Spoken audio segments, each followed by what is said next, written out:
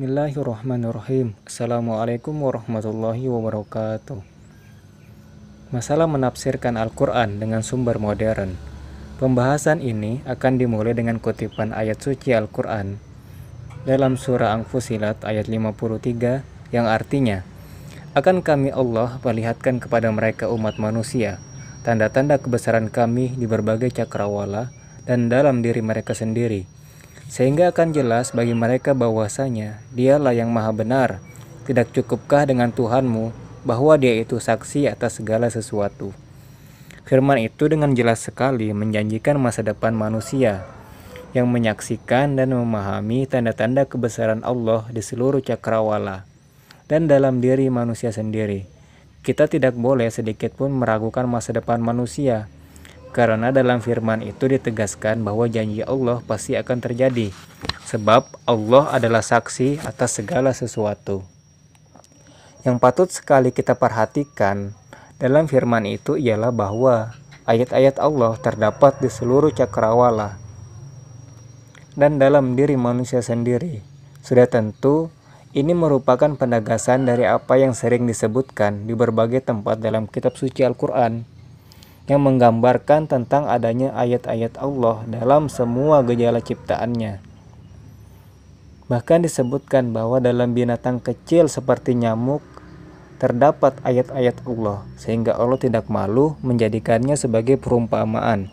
Hal tersebut dapat kita temui dalam surah Al-Baqarah ayat 26. Dalam memahami kedudukan dan fungsi ilmu pengetahuan dan informasi-informasi ilmiah, terutama di zaman sekarang, yang sering disebut sebagai era informasi, pengertian Qur'ani tentang ayat itu perlu dipahami dengan baik dan direnungkan secara mendalam.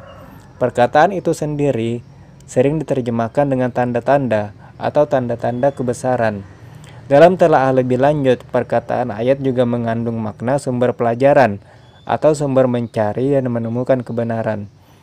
Oleh karena itu, banyak para ahli yang mengatakan bahwa ayat terbagi menjadi dua, yaitu ayat Qur'aniyah dan ayat Kauniyah. Ayat Qur'aniyah ialah bagian-bagian dari firman Allah yang merupakan unsur lengkap terkecil dari wahyu yang kini terkumpul dalam sebuah mushaf. Ayat-ayat itu kita baca, kita usahakan memahaminya, dan mungkin kita tafsirkan guna lebih memantapkan dan meluaskan pemahaman kita. Memahami ayat itu tidak cukup hanya dengan pendekatan ilmiah, melainkan juga harus dengan perasaan halus atau zauk, menurut istilah Imam Al-Ghazali.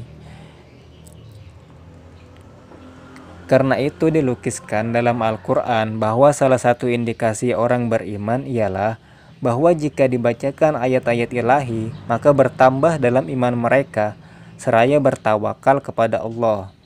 Dalam surah Al-Anfal ayat 2.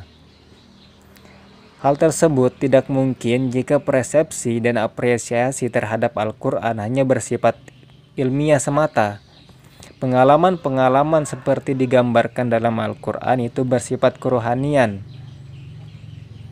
Walaupun begitu, ada peringatan dalam Al-Quran bahwa ciri-ciri orang beriman yang lainnya ialah bahwa jika mereka diingatkan dengan firman-firman suci, tidak lalu tunduk dan patuh begitu saja, tanpa pengertian dan pemahaman yang benar.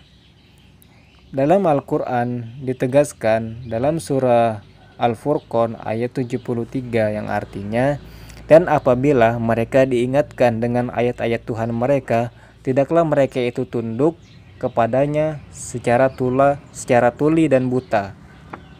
Jadi jelas sekali bahwa salah satu sifat orang yang beriman ialah tidak menerima sesuatu, meskipun berupa ayat-ayat Allah, secara membabi buta, melainkan dengan penuh pemahaman dan pengertian. Tuntutan adanya pengertian yang benar akan ayat-ayat ilahi adalah hal yang wajar dan logis. Secara mudahnya kita dapat bertanya, apakah mungkin seseorang mempunyai apresiasi dan penghayatan yang mendalam pada firman-firman suci jika ia tidak paham? Meskipun penegasan ini menegaskan adanya tekanan pada segi intelektual, namun tidaklah berarti bertentangan dengan yang sudah disebutkan terdahulu tentang disposisi kerohanian. Justru adanya pemahaman yang tepat akan memperkuat disposisi kerohanian berhadapan dengan firman-firman suci. Dari titik tolak itulah penting sekali berbicara tentang tafsir dan usaha menafsirkan kitab suci. Pokok persoalannya ialah bagaimana kita mungkin membuat kitab suci dengan segala pesan dan ajarannya dipahami umat manusia, sebab kitab suci itu dirancang sebagai petunjuk untuk seluruh umat manusia. Maka usaha menerangkan, menjelaskan, dan menafsirkan Al-Quran juga menyangkut kemungkinan menerjemahkannya ke dalam bahasa-bahasa lain selain bahasa Arab. Pada hakikatnya adalah juga usaha menafsirkan. Sebab setiap usaha pengalihan bahasa akan melibatkan pengetahuan orang yang melakukannya. Analog dengan itu ialah persoalan usaha menafsirkan Al-Quran meskipun hanya kepada ayat-ayat dan tema tertentu saja.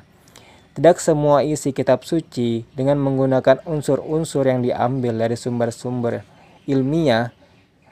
Jika di permulaan tadi telah dikutip firman suci yang menjanjikan bahwa manusia akan mampu melihat dan memahami ayat-ayat Allah di seluruh cakrawala dan dalam diri mereka sendiri, maka hal itu juga jelas menunjukkan bahwa peranan ilmu pengetahuan besar sekali dalam proses pemahaman kebenaran ilahi.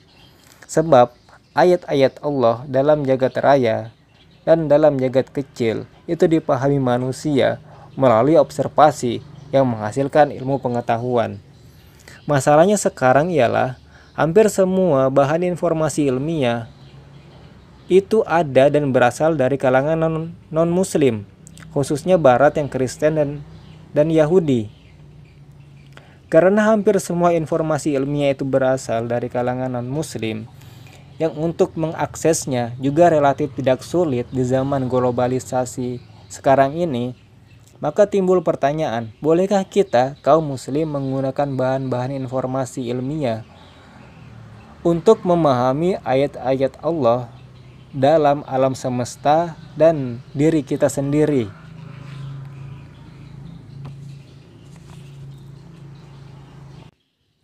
Dalam kitab Naqd al-Mantiq karya Ibnu Taimiyah dijelaskan bahwa kaum salaf Islam dahulu jelas-jelas membolehkan, bahkan mempraktekkan, mengambil dan memanfaatkan ilmu pengetahuan dari mana saja, termasuk dari kalangan kaum kafir. Dengan mengikuti alur pikiran dan argumen Ibnu Taimiyah yang tertuang dalam kitabnya, maka jelas mengambil dan menggunakan bahan-bahan informasi ilmiah sekarang ini untuk memahami ayat-ayat Allah yang bersifat kauniyah adalah dibenarkan. Ini sejalan dengan kosmopolitanisme Islam yang sangat terkenal. Tetapi juga harus diingatkan, sebagaimana dapat dipahami dari argumen Ibnu Taimiyah tersebut, bahwa yang boleh kita ambil dan gunakan dari kalangan non-muslim ialah perkara duniawi dan tidak bersangkutan dengan agama.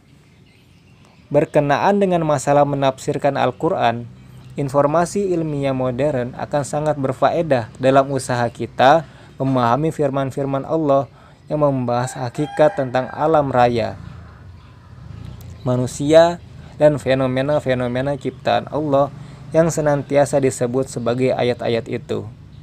Informasi ilmiah modern tentu saja tidak dapat digunakan untuk bahan menjelaskan segi-segi keagamaan murni dalam Al-Quran, yaitu segi-segi peribadatan yang oleh para ulama dimaksudkan sebagai unsur agama. Ini harus jelas bagi kita, sebab kalau tidak, maka kita akan jatuh pada bahaya mencampur adukan antara wilayah keimanan yang kita ketahui hanya berasal dari berita Nabi dengan perkara ilmiah empirik atau yang biasa disebut dengan tajribi. Meskipun hal-hal yang harus kita terima sebagai berita yang benar dari Allah melalui iman, itu tidak boleh berlawanan dengan akal, dan bahkan Allah sendiri memerintahkan kita untuk menggunakan akal agar kita beriman.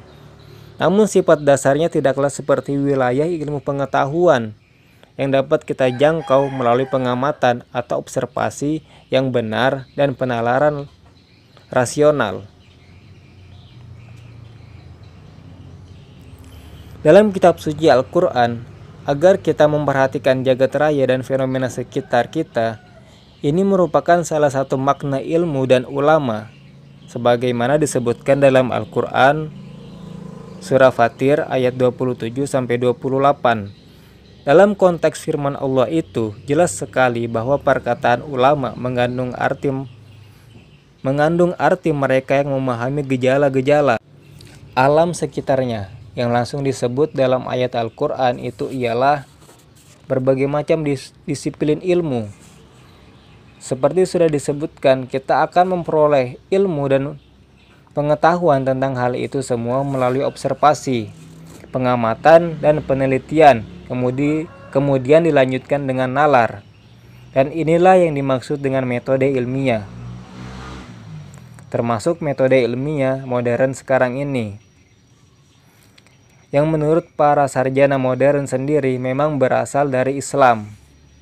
Sekarang ilmu pengetahuan modern yang dirintis umat Islam itu menjadi khazanah umat manusia. Maka sebagai pemilik aslinya, umat Islam berhak mengambil kembali dan menjadikannya untuk bahan memahami ajaran agama secara lebih luas dan mendalam.